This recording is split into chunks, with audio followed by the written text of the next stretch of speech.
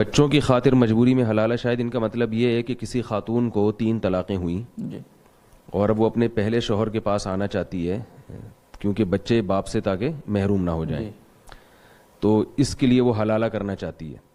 یہ مسئلہ چونکہ بڑا حساس ہے اور اس کو افراط و تفرید بہت ہے اس میں، تو اس لیے میں تھوڑا سا اس کو ذرا ڈیٹیل میں بیان کرتا ہوں۔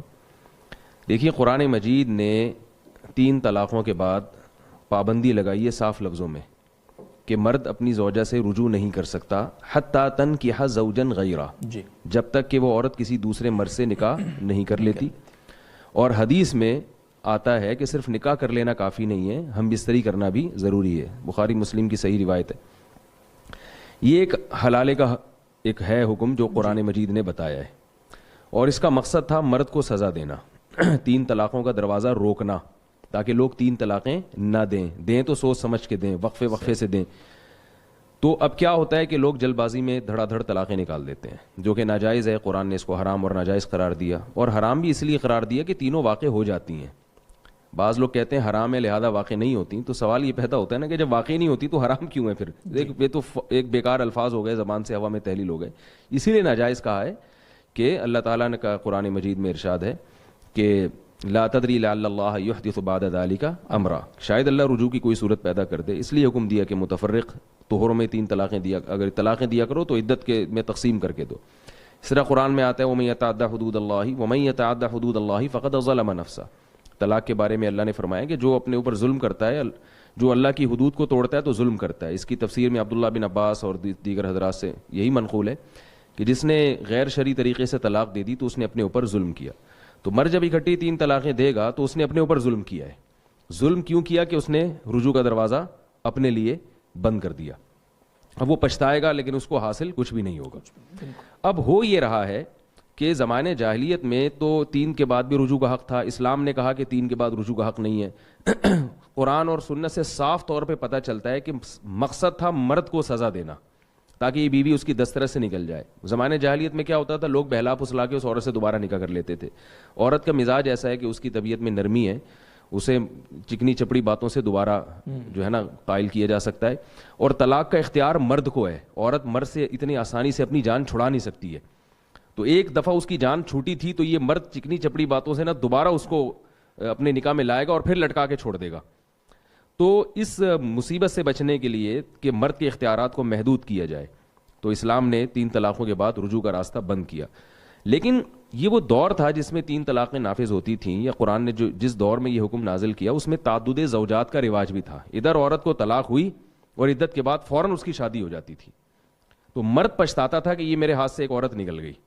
عورت کی فوراً شادی ہوتی تھی، اس کے بچوں کی کفالت کا انتظام بھی ہوتا تھا، اور طلاق کو اتنا معیوب بھی نہیں سمجھا جاتا تھا کیونکہ طلاق عورت کے حق میں اتنا بدنما داغ نہیں تھی۔ اس کو ہم صحابیات کے واقعات جب دیکھتے ہیں تو جب بھی کسی صحابیہ کو طلاق ہوئی ہے پہلے سے بہتر رشتہ ہی ان کو ملا ہے۔ اگر دوبارہ بھی طلاق ہوئی تو پھر اس سے بہتر رشتہ ملا، بیوہ ہوئی تو اس سے بہتر رشتہ ملا۔ لیکن ہمارے یہاں چونکہ تعدد زوجات کا رواج نہیں ہے، ایک بیوی پر اکتفا کا رواج معاشرے میں چل پڑا ہے، تو اب خواتین کی بھرمار ہے۔ اب اگر کسی کو 3 طلاقیں ہوتی ہیں تو بیچاری ساری زندگی بیٹھی رہتی ہے، اور طلاق چونکہ عورت کے حق میں ایک بدنما داغ سمجھا گیا ہے، لہذا طلاق کے بعد آپس کے اختلافات بہت شروع ہو جاتے ہیں، تو بچوں میں چھینا جھپٹی شروع ہوتی ہے، جبکہ شریعت نے بچوں کے بارے میں قاعدہ ضابطہ بیان کر دیا کہ بچے جب تک بچے ہیں ماں کے پاس رہیں گے، اور 7 سال کی عمر میں وہ باپ کی کسٹڈی میں آئیں گے۔ جب ماں کے پاس رہیں گے تو باپ اس سے ملے گا، اور جب باپ کے پاس رہیں گے تو ماں سے ملنے پر کوئی پابندی نہیں لگا سکتا۔ لیکن اب جھگڑے اتنے ہوتے ہیں کہ کھینچا تانی ہوتی ہے، باپ کے پاس چلے گئے تو ماں سے ہمیشہ کے لیے محروم، ماں کے پاس چلے گئے تو باپ سے ہمیشہ کے لیے محروم۔ تو یہ میں اس لیے اتنی لمبی تقریر کر رہا ہوں کہ طلاق کے ثلاث کا جو فلسفہ ہے شریعت کا، اس میں بہت سے لوگ مرتد ہو جاتے ہیں، ایمان سے ہاتھ دھو بیٹھتے ہیں، بعض اپنا مسلک تبدیل کر لیتے ہیں۔ بالکل ایسا وہ اس لیے کر لیتے ہیں کہ معاشرے میں ہم اسلام کے جب کسی ایک حکم کو فالو کر رہے ہیں دوسرے حکم کو فالو نہیں کر رہے، یعنی ہم طلاق کے حکام تو اسلام سے لے رہے ہیں اور ایک بیوی پر اکتفا والا نظام وہ ہندوؤں سے لے رہے ہیں، تو بھائی باقی بھی پھر سسٹم آپ ہندوؤں سے لیں نا، یعنی ایڈجسٹ نہیں ہو سکتا۔ اسلام نے جس حساب سے طلاق کے حکام دیے ہیں اس حساب سے پھر نکاح کے بھی حکام دیے ہیں، تو یہ پوری چیزیں ہمیں اسلام سے لینی پڑیں گی۔ تو معاشرے میں سدھار کا یہی طریقہ ہے کہ ہم مکمل اسلام کو فالو کریں ہر چیز میں، تاکہ عورت کی ڈیمانڈ بڑھ جائے گی، جب ایک آدمی ایک سے زیادہ بیویاں رکھے گا تو عورت کی ویلیو بڑھے گی, ڈیمانڈ بڑھے گی تو طلاق کا ریشو خود بخود کم ہوگا. اور اگر طلاق دی بھی جائے گی تو عورت کو نقصان نہیں ہوگا. جو 3 طلاقیں دے گا نا مرد, اس کے لیے دوبارہ بیوی کو تلاش کرنا بہت مشکل ہو جائے گا. عورت کے لیے مشکل نہیں ہوگی, اس کے تو 10 لوگ انتظار میں بیٹھے ہوں گے اور رشتے بھیجیں گے اس کے لیے. لیکن جس کے ہاتھ سے سونے کی چڑیا نکل گئی ہے, اس کے لیے اب عورت کا حصول بہت مشکل ہو جائے گا. تو یہ پوری بات پہلے ذہن میں رکھنی چاہیے کہ اسلام میں حلالے کا کنسپٹ ہے کیا, اسلام نے حلالے کا کیوں کہا ہے.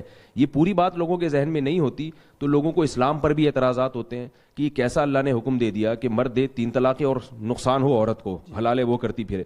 تو عورت کو نقصان نہیں, مرد کو نقصان دینے کے لیے, مرد کے اختیارات ختم کرنے کے لیے. اب جو عورت کو نقصان ہو رہا ہے وہ اسلام کے حکم کی خرابی کی وجہ سے نہیں ہے, وہ ہمارے معاشرے کی خرابی ہے.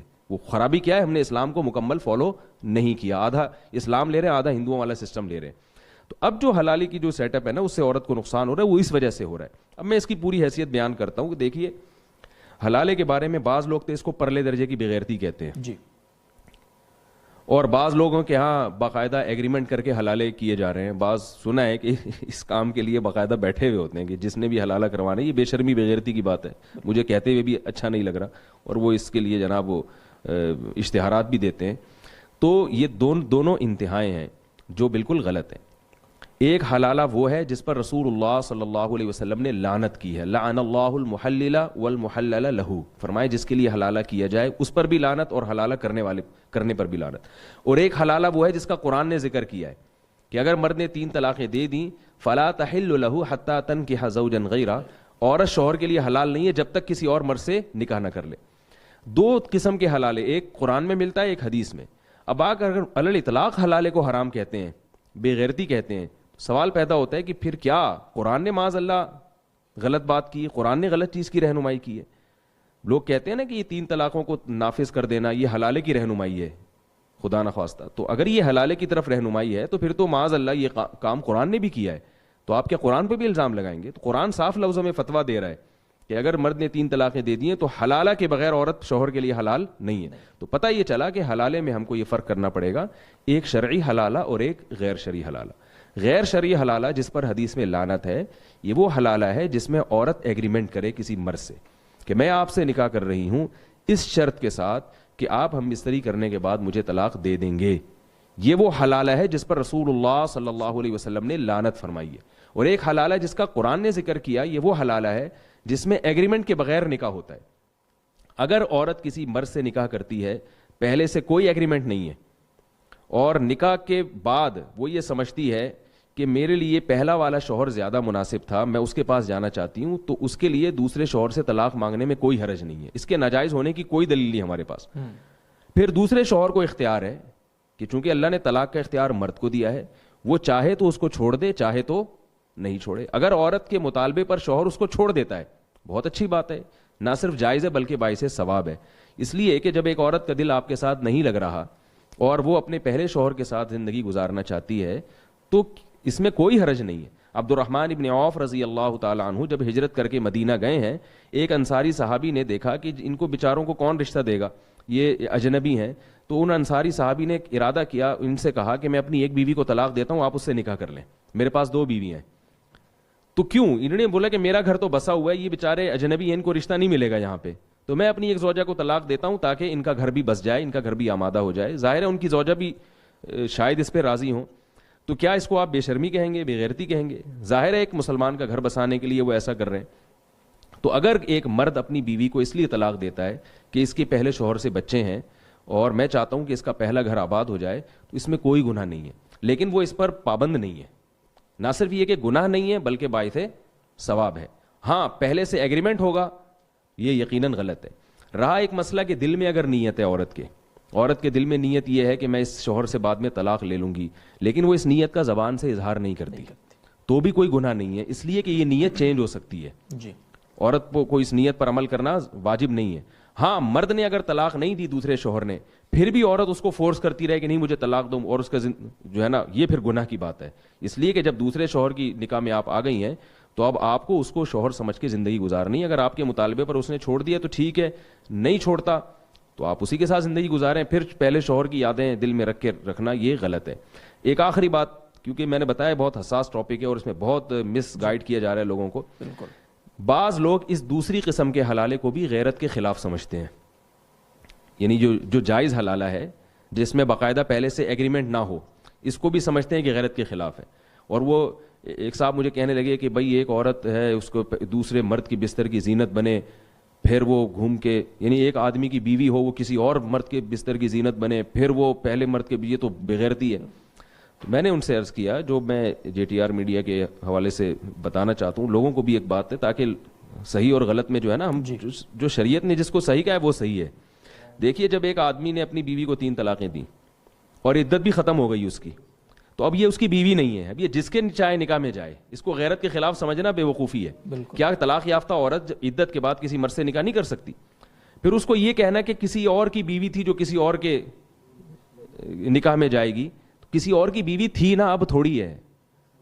زید نے مثال کے طور پر اپنی بیوی کو طلاق دی اور عدت بھی پوری ہو گئی, اس نکاح کے سارے اثرات ختم ہو گئے. اب وہ زید کی جو سابقہ بیوی تھی جو اب نہیں ہے, وہ بکر سے بھی نکاح کر سکتی ہے, عامر سے بھی نکاح کر سکتی ہے, ساری دنیا کے جتنے بھی مسلمان مرد ہیں کسی سے بھی کر سکتی ہے. اب ان سینکڑوں میں وہ بکر کا سلیکشن کر کے بکر سے نکاح کر لے, تو یہ کیا غیرت کے خلاف کیا اس نے؟ پھر بکر نے اگر اس کو اپنی خوشی سے اپنی رغبت سے طلاق دے دی اور بکر سے بھی اس کا رشتہ ختم ہو گیا اور عدت بھی پوری ہو گئی, اب وہ ساری دنیا کے جتنے بھی مسلمان مرد ہیں ان سے بھی نکاح کر سکتی ہے اور اپنے پرانے والے شوہر سے بھی نکاح کر سکتی ہے. اب اس کو یہ کہنا کہ بکر کی بیوی زید سے نکاح کر رہی ہے, یہ غلط ہے. بیوی تھی اب وہ نہیں ہے. تو جہاں اتنے سارے مردوں سے نکاح ہو سکتا ہے اس کا, اپنے پہلے شوہر سے بھی نکاح ہو سکتا ہے. تو اس میں کون سا اسٹیپ ہے جہاں غیرت کے خلاف کوئی کام ہو رہا ہے؟ تو خام ایک چیز کو جو ہے میڈیا پہ ہوا بنا کے پیش کیا جاتا ہے. اور حقیقت یہ ہے نا کہ نبی صلی اللہ علیہ وسلم نے ارشاد فرمایا کہ قرب قیامت میں ان اللہ لا يقبض العلم انتزاعا من صدور العلماء ولكن يقبض العلماء. اللہ تعالیٰ قیامت میں جو علم اٹھائیں گے نا, تو لوگوں کے سینوں سے نہیں علم چھیننا شروع کر دیں گے, علماء کو اٹھانا شروع کر لیں گے. اس کا نتیجہ کیا ہوگا کہ فَإِذَا لَمْ يَبْقَ عَالِمٌ اتَّخَذَ النَّاسُ جُهَالًا رُؤُوسًا. جب علماء ختم ہوں گے تو لوگ جاہلوں کو اپنا رئیس بنا لیں گے. فَضَلُّوا وَأَضَلُّوا فَأَفْتَوْا بِغَيْرِ عِلْمٍ فَضَلُّوا وَأَضَلُّوا. وہ علم کے بغیر فتوے دیں گے, کوئی بقرات بن کے اور کوئی جناب افلاطون بن کے اور پتہ نہیں کیا کیا منطقی باتیں کر کے. علم ہے نہیں, علم میں پختگی نہیں ہے, گہرائی نہیں ہے. تو وہ نبی صلی اللہ علیہ وسلم نے فرمایا کہ وہ لوگوں کے رئیس بن کے پھر فتوے دیں گے. فضلوا واضلوا, خود بھی گمراہ ہوں گے اور دوسروں کو بھی گمراہ کریں گے. تو اس لیے یہ حلالے کا جو لفظ جس طرح سے میڈیا پہ اس کو اچھالا جا رہا ہے اور اس میں جو اس کو لفظ کو بدنام کیا جا رہا ہے, اس میں اعتدال کی راہ ضروری ہے. کون سی چیز غیرت کے خلاف ہے اور کون سی غیرت کے عین موافق ہے, اس میں ایک باریک لائن ہے, اس لائن میں فرق کرنا ضروری ہے.